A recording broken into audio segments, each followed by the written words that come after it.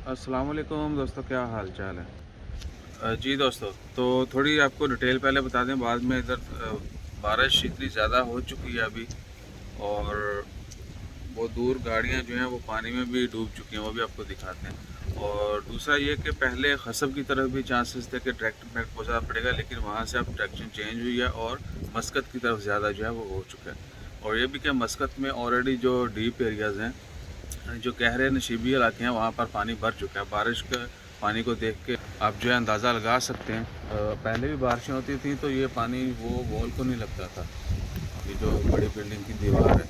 और दूसरा ये भी कि ये अगर दूर देखें थोड़ा, ये गाड़ी देखें आधी जो है ना वो डूब चुकी है, वैसे भी नीची है। और दूसरी टेक्निकल चीज़ क्या है जो हमें समझना है, वो ये है कि जब बारिश बहुत ज़्यादा होती है, पानी आएगा तो पानी समंदर में ही निकलता था। अब क्या है कि समंदर का लेवल ऑलरेडी हाई है, इसलिए पानी समंदर में नहीं जाएगा, इधर ज़मीन के ऊपर ही रहेगा, जिसकी वजह से बहुत ज़्यादा नशेबी इलाके जहाँ वो ज़ेर-ए-आब आ जाएंगे। तो अपना ख्याल रखिए। और शेल्टर सेक्टर के मैंने नंबर जो हैं वो पहले डाल दिए थे, इस वीडियो के नीचे डिस्क्रिप्शन में भी उसका लिंक डाल देता हूँ। आप अपने करीबी शेल्टर सेक्टर जो है वहाँ पे मुंतकिल भी हो सकते हैं अगर बहुत ज़्यादा इमरजेंसी है।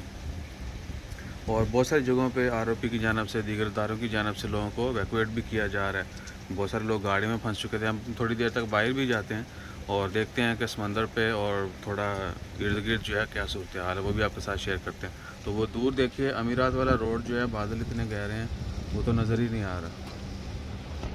और मस्जिद अल अमीन मद्दम से मुझे ट्राईपोड लगाना चाहिए था।